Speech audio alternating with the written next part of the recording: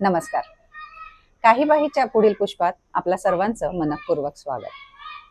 आज आपण ओळखीतले अनोळखी या भागात सौ अनुराधाताई एकतारे यांच्याशी गप्पा मारणार आहोत. नमस्कार अनुराधाताई. नमस्कार.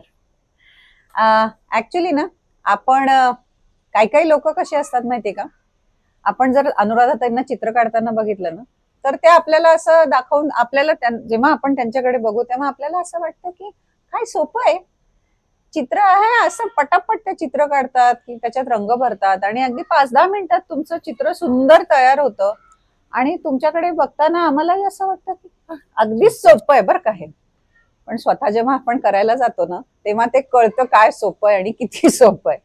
पण फक्त चित्रच नाही, आपल्या ताई सुंदर सुंदर रांगोळ्या काढतात, खूपच सुंदर रांगोळ्या काढतात त्या.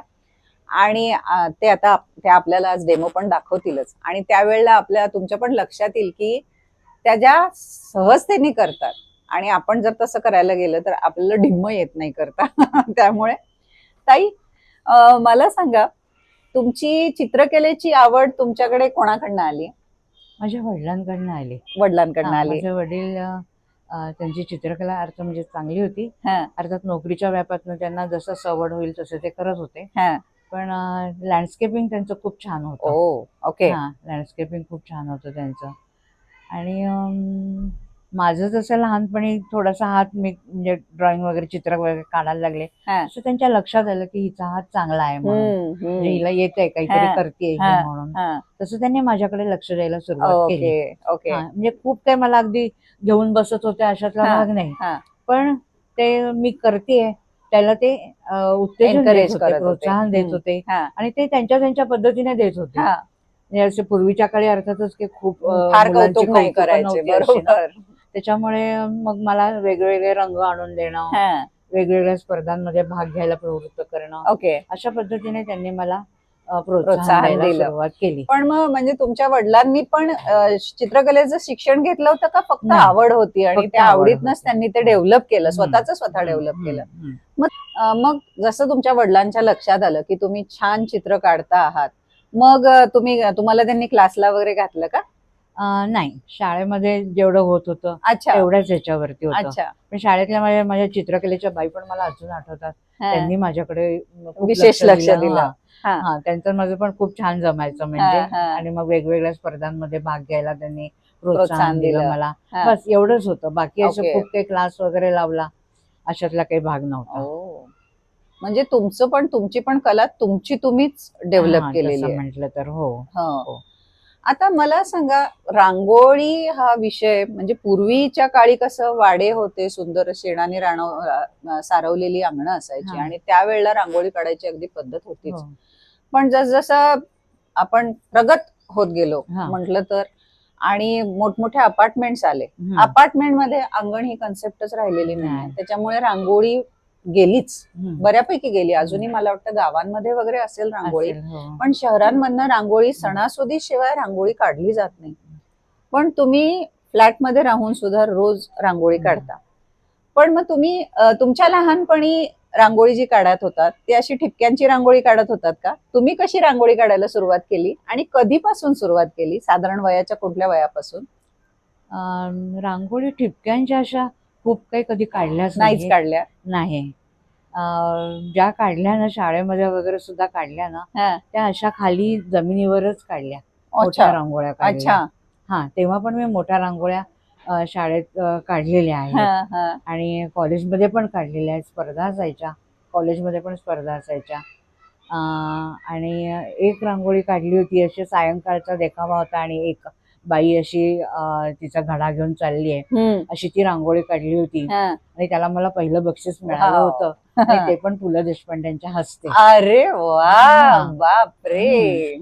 आणि ते त्यावेळेस गॅदरिंगचे प्रमुख पाहुणे म्हणून हजर होते, त्याच्यामुळे त्यांच्या हस्ते मला बक्षीस मिळालं. पण मग त्या रांगोळीचा फोटो वगैरे आहे का? अजूनपर्यंत रांगोळीचा फोटो नाहीये, पण मी बक्षीस घेतानाचा फोटो आहे. रांगोळीचा फोटो होता बरेच दिवस, पण तो गेला मग कुठे. ओके. पण मग तुम्ही पहिली कुठली रांगोळी काढली आठवतीये तुम्हाला? म्हणजे ह्या रांगोळ्या काढत असताना मी पहिल्यांदा आमच्या इथे, आम्ही जेव्हा मुंबईला राहत होते ना, तर फ्लॅटच्या तिथे खूप लहान मुलं होती बिल्डिंग मध्ये, हा. मग ती रांगोळी त्या खराब करायची, पुसून टाकायचे. पुसून टाकायचं, एक सहज चाळा म्हणून, ओके. मुद्दा म्हणून असं नाही, पण सहज हा. चाळा म्हणून जाता ते येता उगीच जाता येता आपलं. आपली उडवायची अशी. हा. म्हणून मग मी त्या गंधाच्या स्टिक्स मिळतात हा. त्याने काढल्या होत्या आधी रांगोळ्या. ओके. हा. मग ती राहायची माझी रांगोळी. मग मी हळूहळू रांगोळीने काढायला सुरुवात केली. ओके, मग ती ओके. हळूहळू मुलांना जे आवडायला लागलं बघायला, हा. आणि मग ती माझी रांगोळी राहायला लागली. ओके. ती अगदी साधी काढत होते, आणि मग काढता काढता माझ्या एक एक कल्पना मला सुचत गेल्या, नवीन नवीन विषय येत गेले, आणि मग तशी माझी सुरुवात झाली ती काढायला. कारण आपण ना रांगोळी म्हटलं की जनरली ठिपक्या ठिपक्यांच्या रांगोळ्या काढतो, म्हणजे सुरुवातीला तर तशाच असायच्या, किंवा अगदीच नवीन रांगोळी पद्धत, नवीन पद्धत म्हणजे फुलं पानं, फुला पानांच्या वेगवेगळ्या रांगोळ्या काढायचे, त्याचे डिझाईन्स काढायचे, त्याच्यात शेडिंग करायचं, असं होतं. पण ताईंच्या रांगोळ्या ना, ताई वेगवेगळे पक्षी काढतात, फळं काढतात, भाज्या काढतात, वडापाव, पोहे यासारखे पदार्थ सुद्धा काढतात, पुरी, तिखट मिठाच्या पुऱ्या सुद्धा काढलेल्या आहेत ताईंनी. हे रांगोळी म्हणून काढावं असं कसं तुम्हाला वाटलं खरं? अशी सहज कल्पना आली की अरे आपण ही रांगोळी सकाळी सगळ्या ग्रुपवरती पाठवतो. हा सगळा मीडियाचा आपला नवीन तंत्रज्ञानाचा प्रभाव म्हणता येईल. मग ती सुप्रभात म्हणून पाठवायला सुरुवात केल्यावरती मग म्हटलं हा जणू काही कोणाला तरी ब्रेकफास्ट जातोय अशा कल्पनेतनं मग त्या पदार्थ काढले गेले, सगळे वडापाव काढला, हे काढलं, ज्यूस काढले, वेगळे वेगळे ज्यूस काढले. आता उन्हाळ्यात ताईंचे वेगवेगळे थंडगार बर्फाचे तुकडे घातलेले सुंदर सुंदर ज्युसेसच्या रांगोळ्या येतील आता रोज सगळ्या. मग ज्यूस झाली, फळं झाली, कापलेली फळं तयार, म्हणजे असं त्याचं काही केलेलं असं ज्यूस असेल तर ते झालं. अशा पद्धतीने मग त्याच्यामध्ये हळूहळू मलाच एक एक नवीन कल्पना सुचत गेल्या, आणि त्या मी प्रत्यक्षात प्रयत्न करत गेले. काही जमले, काही नाही जमले, पण बऱ्यापैकी जमत होते असं सगळ्यांच्या एकूण अभिप्राय म्हणून तरी मला वाटत होतं की आपल्याला हे जमतंय जरा. म्हणून मग मी त्याच्यातच थोडंसं आणखीन काढायचा प्रयत्न करत गेले. सगळं न जमणं हे तुमच्या बाबतीत मला अशक्य वाटतं. अगदी 100-150 एखादी चुकली असेल तर, जर आणि तरच आहे हे. इतकी मास्टरी आहे ताईंची, इतक्या सुंदर रांगोळ्या आहेत तुमच्या. त्या म्हणजे तुम्ही फळं वगैरे काढली, पण प्रसंगानुरूप सुद्धा ताई रांगोळ्या काढतात. म्हणजे आपले गणपतीचे 10 दिवस असतात ना, तर 10 दिवस ताई रोज वेगवेगळ्या प्रकारचे गणपती काढतात. किंवा आता रामलल्लाच आपलं 22 जानेवारीला स्थापना झाली, उद्घाटन झालं रामाच्या अयोध्येच्या मंदिराचं, त्यावेळेला सुंदर रामलल्ला काढलेला होता. शिवजयंतीला सुंदर शिवजयंती, टिळकांची जर जयंती असेल 1 ऑगस्टला, तर टिळकांचं हे म्हणजे व्यक्ती पण त्यांनी काढलेल्या आहेत प्रत्येक वेळी. आणि कानी, डोळी, नाकं वगैरे, हे नाक वगैरे काढलेलं असतं असं नाही, नुसत्या आउटलाईन सुद्धा इतकी इफेक्टिव्ह असते की आपल्याला कळतं अरे हे टिळक आहे, अरे हे म्हणजे इतकं जबरदस्त रांगोळीत. म्हणजे एक वेळ मी म्हणेन की पेन्सिलनी जरा सोपं आहे, जरा रांगोळीच्या मानाने कम्पेअर केलं तर, पण तुम्ही रांगोळीवर तुमची एवढी मास्टरी आहे की अशा फटाफट आणि अक्षरशः 5 मिनिटात त्या तयार करतात. एकदम मस्त. आता मला मी जसं म्हटलं की आपण नवीन फ्लॅट सिस्टम मध्ये राहायला आलो. Most of the time vitrified tiles असतात आजकाल, फरशी म्हणून, जी पांढऱ्या किंवा ऑफ व्हाईट कलरची असते. पण रांगोळी पण आपण पांढरीच असते, आणि त्याच्यामुळे डार्क बॅकग्राऊंड लागते. मग मला एक सांगा, तुम्ही रांगोळ्या काढताना मग आधी बॅकग्राऊंड करून, की आधी रांगोळी काढता आणि मग बॅकग्राऊंड टाकता आजूबाजूने डार्क कलर, ती उठून कशी दिसते? नाही, मग त्याच्यासाठी मी काय केलं, मुद्दाम ब्राऊन कलरच्या शेड्स मधल्या 1-2-3 टाईल्स विकत आणल्या. एक लाईट पण आणली क्रीम कलरची, आणि बाकीच्या मग ब्राऊन कलरच्या, डार्क कलरच्या ह्याच्यावरती मग मी त्या काढत गेले. त्याच्यामुळे मला डार्क बॅकग्राऊंड आपोआपच मिळाले, असं झालं. आणि त्याच्यावरती सगळे रंग उठून दिसायला लागले, असं झालं. आणि मग मला त्याच्यातून आणखीन कल्पना सुचत गेल्या की बॅकग्राऊंड आणि माझी रांगोळी हे दोन्ही मला उठून दिसलं पाहिजे. बरोबर. असं कॉम्बिनेशन करून मग मी त्या रांगोळ्या काढत गेले. असं झालं. ओके. बरेचदा म्हणजे आता तुम्ही रोज रांगोळी काढता हो हो की नाही? म्हणजे हो. आजची रांगोळी पुसायला पाहिजे तर तुम्ही हो. उद्या दुसरी रांगोळी काढणार. हो. मग ती रांगोळी किती वाया जाते? मग ती काय करता म्हणजे ती आजची काढलेली रांगोळी सगळं एकदम मिक्स होतात ते सगळे रंग, मग ती तुम्ही टाकून देता का? नाही, काही काही रांगोळ्यांमधनं मला छान वेगवेगळे शेड्स मिळतात ती एकत्र केल्यावरती.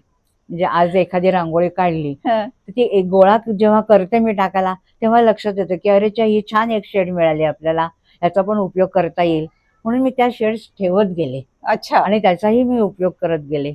आणि माझ्या रांगोळीचं एक मी हे मनाशी ठरवलं होतं की भसाभस रांगोळीचे असे हे टाकायचे नाही, त्या टाकून रांगोळी करायची नाही, कमीत कमी रांगोळीचा वापर करून माझी रांगोळी काढली गेली पाहिजे. म्हणजे ती गोळा केली तरी माझी रांगोळी एवढीशीच येते, ती जास्ती येतच नाही. पण रोजची एवढी आणि तुम्ही म्हणताय तशा रोजच्या शेड्स वेगवेगळ्या येणार, म्हणजे एक तर मुळात तुम्ही इतक्या वेगवेगळ्या शेड्स वापरता रांगोळीमध्ये, त्या सगळ्या बऱ्यापैकी विकत मिळतात, काही तुम्ही तयार करत असणार, आणि तयार केलेली शेड सुद्धा संपूनच जाईल असं नाही, ती पण उरणार थोडीफार. म्हणजे तो केवढा पसारा, म्हणजे तुमच्याकडे रांगोळीचा पेटारा आहे का? आहे, भरपूर रांगोळ्या आहेत, पण मी त्या तशा बऱ्यापैकी माझ्या रोजच्या वापरातल्या रांगोळ्या असतात त्या छोट्याशा प्लास्टिकच्या डबीमध्ये वगैरे अशाच ठेवते मी. आणि विदाऊट झाकण, कारण प्रत्येक वेळेस झाकण करून त्याच्यात रंग कोणचा आहे ते मला बघायला हे नसतं, म्हणून तशाच मी विदाऊट झाकणाच्या डबीमध्ये एकावर एक अशा त्या रांगोळ्या सगळ्या डब्यात ठेवते. त्या थोड्याच असतात आणि मी वेळेवरती आयत्या वेळेस शेड्स तयार करते, अशा खूप शेड्स तयार करून ठेवलेल्या नसतात. नाही, आणि एकावर एक टाकत गेल्या रांगोळ्या तरी मला ती वेगळी शेड मिळते. त्याच्यामुळे अशा तऱ्हेने मी ते खूप कमी रांगोळी वापरून जास्ती इफेक्ट कसा येईल ह्याचा माझा जास्ती प्रयत्न असतो. दुसरं मी तुमच्या रांगोळीचं असं वैशिष्ट्य माझं असं लक्षात आलं की जनरली रांगोळी म्हणजे मी स्वतः कधी ज्या रांगोळ्या काढते ते आधी आउटलाईन करून घेऊन त्याच्यामध्ये मी रांगोळीने आधी आउटलाईन करून घेऊन त्याच्यामध्ये रंग भरते मी, पण तुमच्या याच्यात मला तशी आउटलाईन दिसतच नाही. मग मला प्रश्न असा पडतो की मग तुम्ही आधी खडूनी वगैरे काढून घेता का आउटलाईन? मग काहीच नाही, कशानेच काढून घेत नाही, डायरेक्ट रांगोळी टाकून त्याला हाताने आकार देऊन अशा पद्धतीने माझी रांगोळी असते. खडूचा, पेन्सिलचा किंवा कशाचाही वापर केला जात नाही रांगोळी काढताना. अमेझिंग. अगदी व्यक्तिचित्र काढलं ना तरी सुद्धा मी डायरेक्ट रांगोळीने काढते. बापरे. ताईंनी महालक्ष्म्या आपल्या म्हणजे गौरी जेवतात ना त्या दिवशी पण किती वेगवेगळ्या, आता सोशल मीडियामुळे काय झालं म्हणजे तुम्ही आधीपासून काढत असणार रांगोळ्या, पण त्या आता बऱ्याचशा ग्रुप्सवर आमच्या ग्रुपवर येतात ताईंच्या रांगोळ्या, मग आम्ही अनेक ग्रुप्सना फॉरवर्ड करतो त्यामुळे मला वाटतं तुमच्या रांगोळ्या आता फेमसच झालेल्या आहेत सगळीकडे.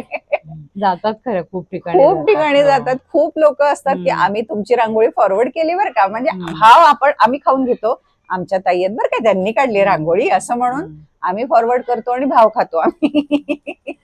पण महालक्ष्म्यांच्या सुद्धा ताईंनी इतक्या वेगवेगळ्या सुंदर रांगोळ्या, म्हणजे त्यांना घातलेले दागिने किंवा डोळ्यातला तो जिवंतपणा, आणि एवढ्या असतात त्या रांगोळ्या, अगदी एवढीशी काढलेली असते पण त्याच्यात इतका जीव किंवा जिवंतपणा असतो ना, ते अशक्य असतं. ते तुम्ही म्हणजे बघालच, तुम्हाला आम्ही दाखवूच त्यांच्या रांगोळ्या, तुम्ही बघालच, त्याच्यात तुमच्या लक्षात येईल की जे काही सांगते मी त्याच्यात अजिबातच अतिशयोक्ती नाहीये, खूपच सुंदर रांगोळ्या असतात.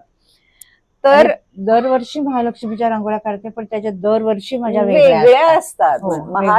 आणि इव्हन आपलं दसऱ्याचं नवरात्र बसतं ना, तर ते नवरात्रातले 9 दिवस सुद्धा वेगळे असतात, आणि 10व्या दिवशी देवीची रांगोळी सुद्धा वेगळी असते. इतकी इमॅजिनेशन, म्हणजे हे तुम्ही जसं म्हणालात, तुम्ही इतके आपण पाहिले पक्षी काढता, भाज्या, फळं, फुलं इतकं काढता, मग हे विषय म्हणजे तुम्ही कुठे बघून काढता किंवा कुठेतरी, आता इतके पक्षी तुमच्या रांगोळ्यांमध्ये, पक्ष्यांचंच इतकं वैविध्य आहे, मग इतकं तुम्हाला म्हणजे पक्षी निरीक्षणाचा छंद आहे का?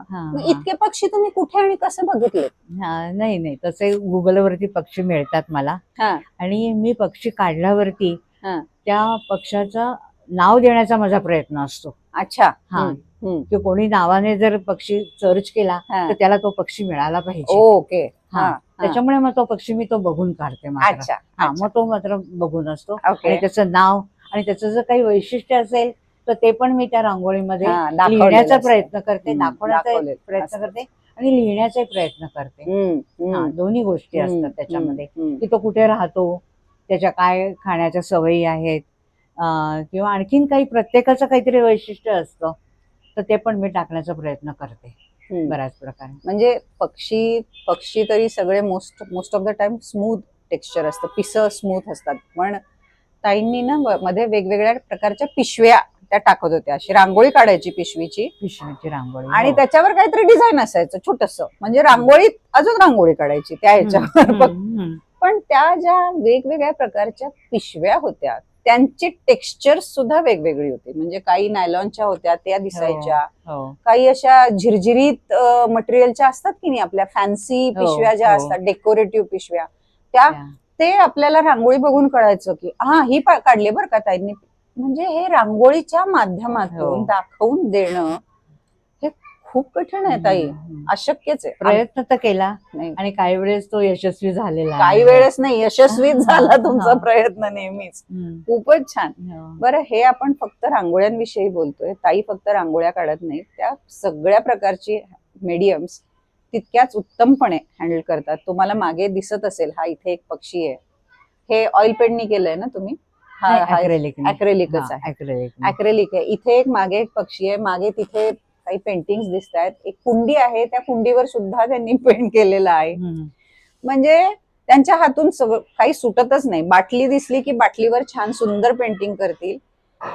बरं, प्रत्येक मीडियमची हाताळण्याची पद्धत सुद्धा वेगळी असते, हो की नाही?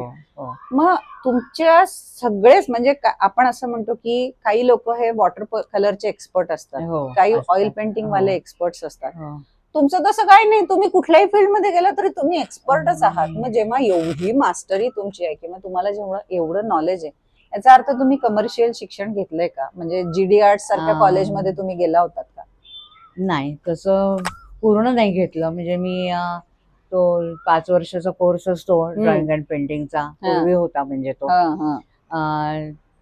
तर तो मी त्याची काहीतरी माझी 2-2.5 वर्ष किंवा फार तर 3 वर्ष झाली असतील, कारण वडिलांच्या बदलीमुळे माझा काही तो पूर्ण झाला नाही. ओके. पण मी त्याच्यात काही म्हणजे असं वाईट वाटून घेतलं नाही. पुढे शिकण्याची इच्छा होती, पण काही कारणाने ते काय नाही शक्य झालं नंतर. ओके.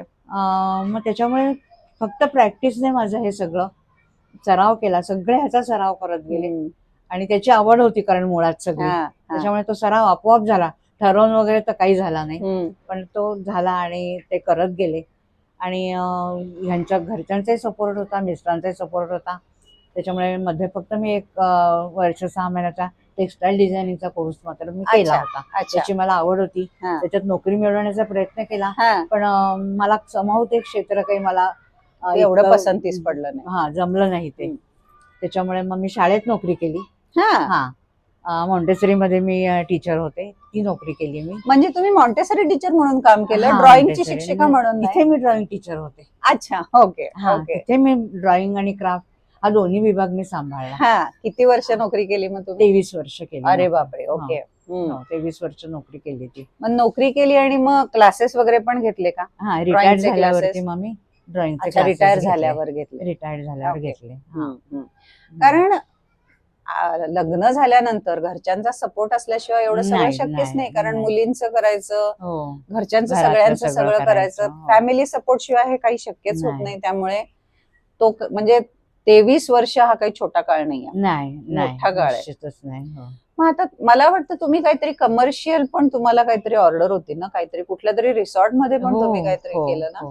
तेही असंच म्हणजे नातेवाईकांच्या ओळखीतनच मिळालं. पण ते रिसॉर्ट वरती मी जाऊन साधारण आठवड्यातनं एकदा मी जायची आणि मग मी तिथे त्यांच्या कॉटेजेस होत्या, त्याच्यावरती मी त्यांना बाहेरून वारली पेंटिंग मात्र करून दिलेलं आहे. लांब होतं ते, पण मी जायची, ट्रेनने जायची आणि दिवसभर मग मी तिथे काम करायचे आणि रात्री परत यायची मी. त्याला पण तुम्ही आता तुम्ही कॉटेजेस मध्ये केलं, म्हणजे भिंतभर वगैरे केवढं मोठं असेल ना, आवाका खूप मोठा असेल त्याचा. हो. मग त्याच्या याच्यात तुम्ही काही आउटलाइनिंग वगैरे काही केलं नाही, डायरेक्ट ब्रश वारली घेऊन पेंटिंग डायरेक्ट होतं ते तर हो त्याच्यामुळे ते मी शिकलेच होते, त्याच्यामुळे तसंच केलं तसंच ते. डायरेक्टली हो केलं. हो डायरेक्ट केलं, डाय- काहीच नाही. अजूनही आहे त्या रिसॉर्ट मध्ये, बघितलंय तुम्ही केलेलं पेंटिंग परत नाही ठेवलंय गेले त्यांनी? मी तिथे. नाही गेले, हा, हा. बघितलं. परत नाही मग गेले. त्यातनं अजून काही इतर ऑर्डर्स मिळाल्या असं काही झालं? हो मिळाल्या होत्या, पण मी त्या म्हणजे खूप मला मग तो प्रवास करावा लागला असता ना, हा. म्हणून मी 1-2 मग मी त्यांना नाही सांगितलं. ओके,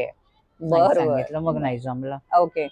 पण ह्या तर कमर्शियल ऑर्डर्स झाल्या, पण मला वाटतं ताई तुम्ही पेंटिंग्सच्या बऱ्याचशा ऑर्डर्स घेता, म्हणजे साड्या म्हणा, ड्रेसेस म्हणा, बाळांतविडे, अंतरपाठ छान सुंदर करून देता, म्हणजे मुंजीचे अंतरपाठ असेल तर छान सुंदर बटू काढून देतील, किंवा लग्नाचा असेल तर त्याच्याप्रमाणे विषयानुरूप, प्रसंगानुरूप ताईंच मला वाटतं हे तुमचं वैशिष्ट्य आहे की तुम्ही प्रसंगानुरूप सुंदर काहीतरी करून देता. बाजारात मिळतं आजकाल सगळं मिळतं पण बाजारात, एक रोखठोक सेम मिळतं, पण त्याला आणि आपला एक असा पर्सनल टच टच जो असतो तो आपण देऊ शकतो. हा तिथे मी तो देण्याचा प्रयत्न केला. हा म्हणूनच ताई मला वाटतं तुमच्या यशाचं हे पण एक गमक आहे की इतक्या ज्या ऑर्डर्स मिळतात, कारण त्यांचा एक जो स्पेशल टच आहे ना, तो त्यांनी केलेल्या प्रत्येक गोष्टीला असो, चाहे ती रांगोळी असो, चाहे पेंट केलेली साडी असो, ड्रेस असो, स्वतः ड्रेसेस शिवतात, स्वतः ड्रेसेस शिवतात, पेंटिंग करतात.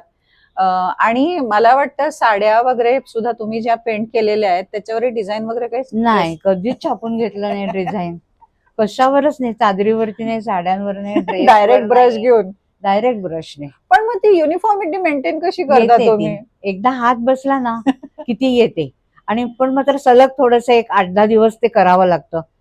थोडासा जरी मध्ये 1-2 दिवसाचा गॅप झाला ना तरी हात थोडासा बदलतो. ओके, हा थोडाच बदलतो, खूप नाही, पण नाही तर मात्र अगदी सारखं येतं.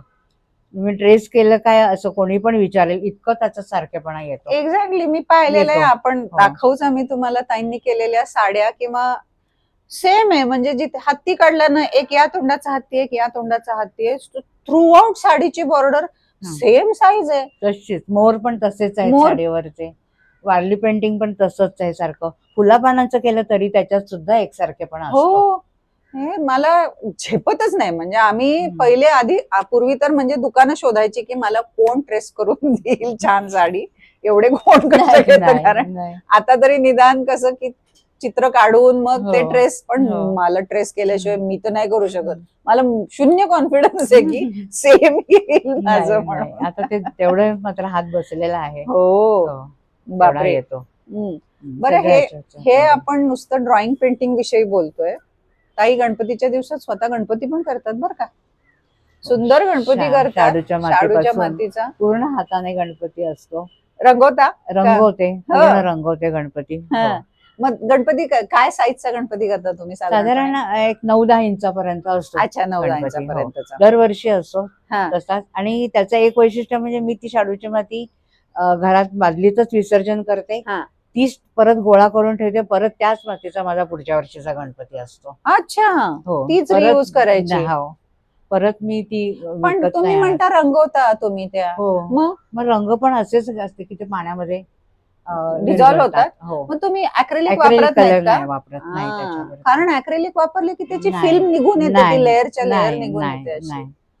ओके, मग वॉटर कलर वापरता? वॉटर कलर, पोस्टर कलर वापरते. पोस्टर कलर वापरता. थोडासा अगदी बाहेरच्या याच्यासारखा चकचकीतपणा नाही येणार मूर्तीला, पण मूर्ती प्रसन्न वाटते एवढं नक्की.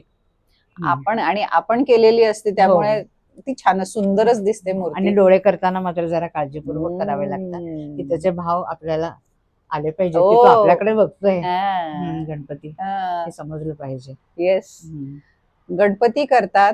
नंतर आताच ताई मला दाखवत होत्या, त्यांना फ्रीज मॅग्नेटची ऑर्डर मिळालेली आहे, काहीतरी 50-100 किती करायचे, 50 फ्रीज मॅग्नेट्स करायचे, आणि त्यांनी काही केलेले दाखवले, इतके युनिक आणि सुंदर आहेत, म्हणजे इतकं छान. आयडिया कशा येतात ताई? येतात, करायला लागलं की येतात. आणि आजकाल खरं तर मटेरियल्स इतके वेगवेगळे मटेरियल्स अवेलेबल आहेत. करू तेवढं थोडं आहे. खरंच आहे. आणि ताईंना सगळं माहिती असतं बरं का, मार्केटमध्ये काय नवीन आहे हे ताईंना फोन केला की आपल्याला कळतं. याची पेन आली आहेत बरं का, खूप छान आहेत, म्हणजे सगळं माहिती असतं. थोडासा टच मध्ये राहायचा प्रयत्न करते हल्लीच्या ह्याच्यातला. करेक्ट नुसतं माहिती असतं असं नाही, लगेच ऑर्डर करून घरी ते लगेच त्याचे प्रयोग करून झालेले असतात. कसं वापरायचं, काय केलं पाहिजे याच्या लगेच टिप्स मिळतात आपल्याला. त्यामुळे सगळं असं परफेक्ट अप टू डेट आहेत, त्या सगळं माहिती आहे त्यांना. आज काय आहे मार्केटमध्ये हे सुद्धा माहिती आहे त्यांना. पण आणि एवढं आहे की मी ऑर्डर घ्यायला कुठेही जाहिरात करत नाही. माउथ पब्लिसिटी करत नाही. पण आलेली ऑर्डर कधी त्याला नाही म्हणत नाही. कधी नाही म्हणत नाही.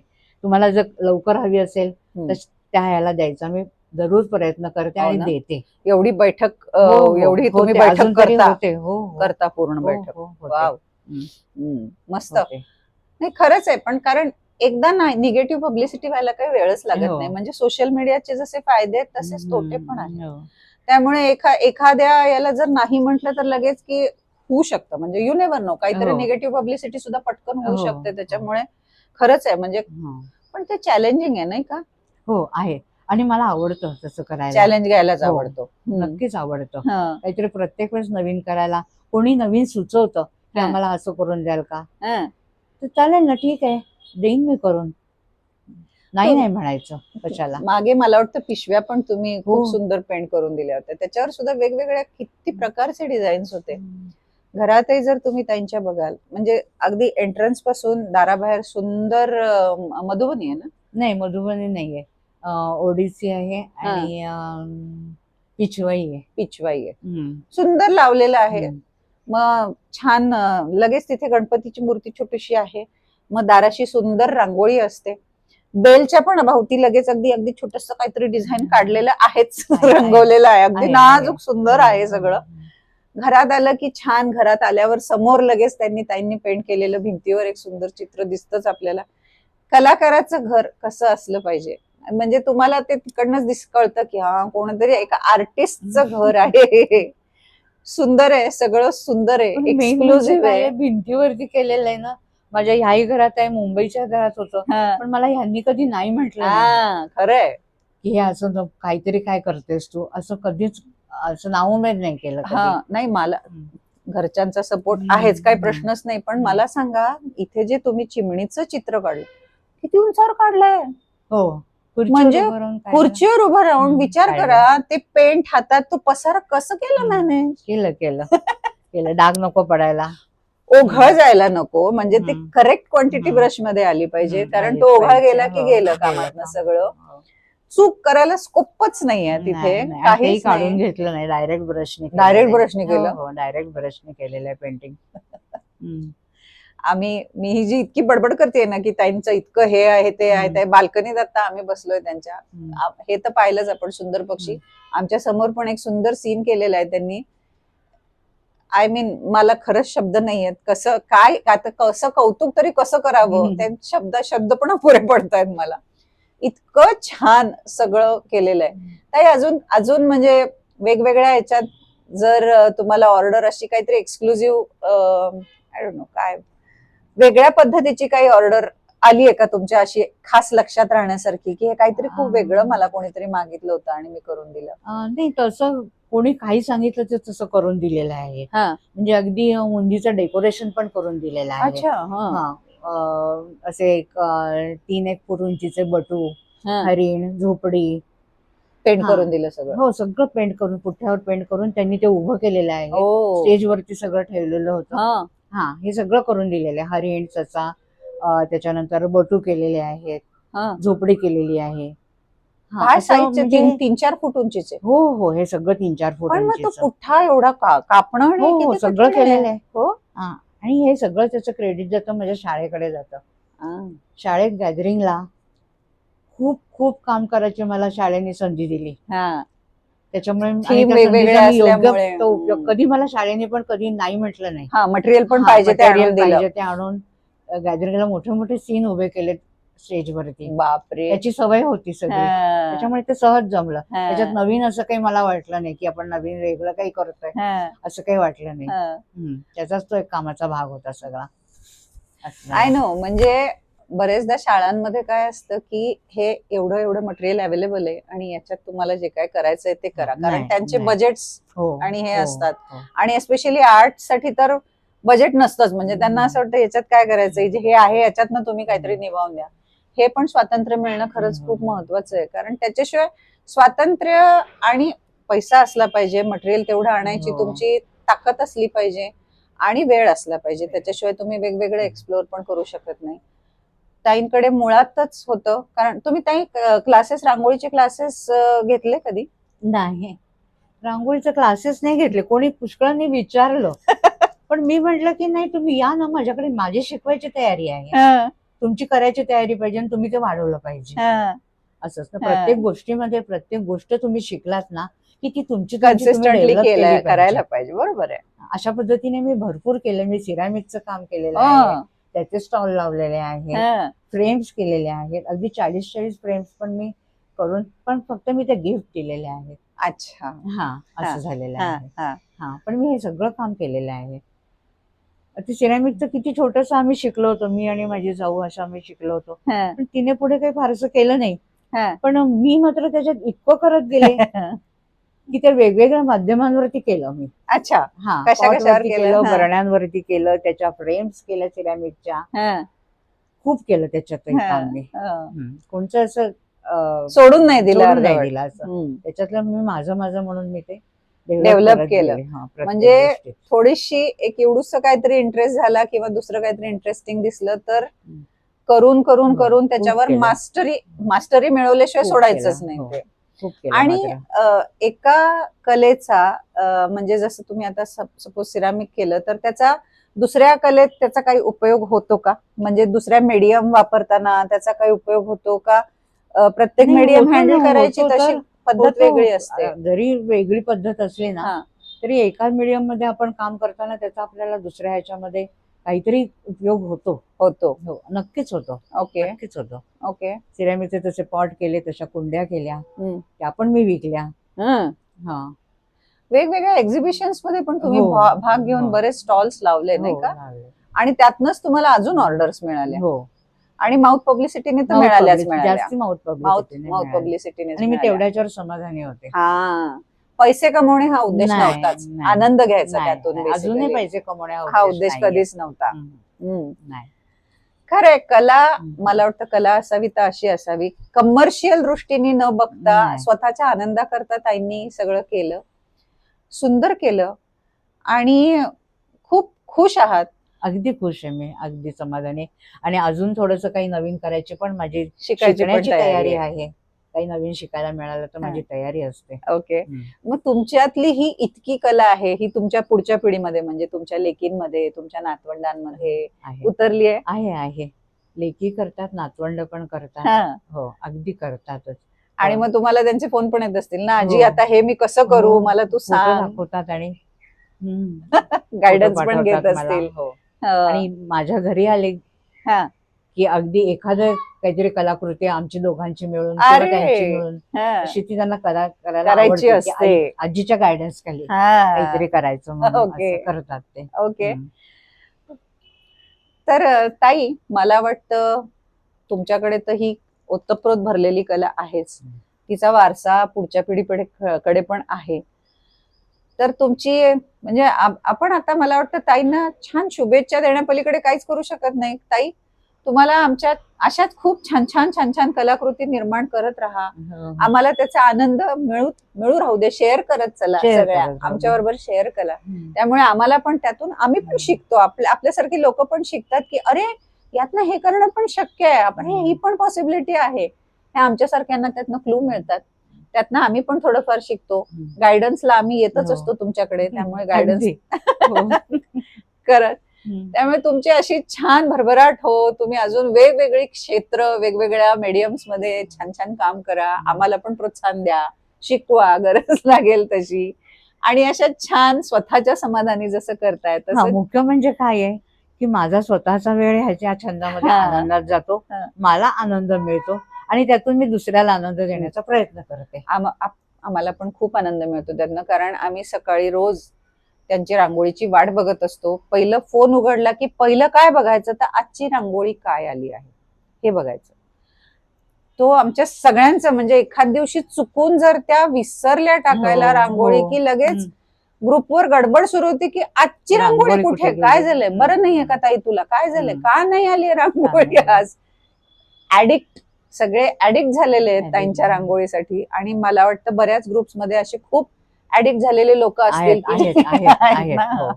तुम्हाला लगेच फोन पण मला येत फोन असतील, येतात, विसरले तरी लगेच फोन येतात. लगेच फोन येतात, किंवा लगेच आज बरं नाहीये का ताईला, हम्म, काय झालंय, रांगोळी का नाही आली. रांगोळी का नाही आली? असा असा ताईंचा चाहता वर्ग खूप खूप खूप मोठा आहे. तो अजून खूप खूप खूप खूप पटीने वाढो आणि छान तुम्हाला खूप छान म्हणजे तुमचं जे काही तुम्ही सध्या जे करताय ते अजून खूप छान वेगळ्या वेगळ्या मीडियम मध्ये नवीन नवीन, आज रोज काहीतरी शोध लागत असतात, रोज काहीतरी नवीन येत असतं.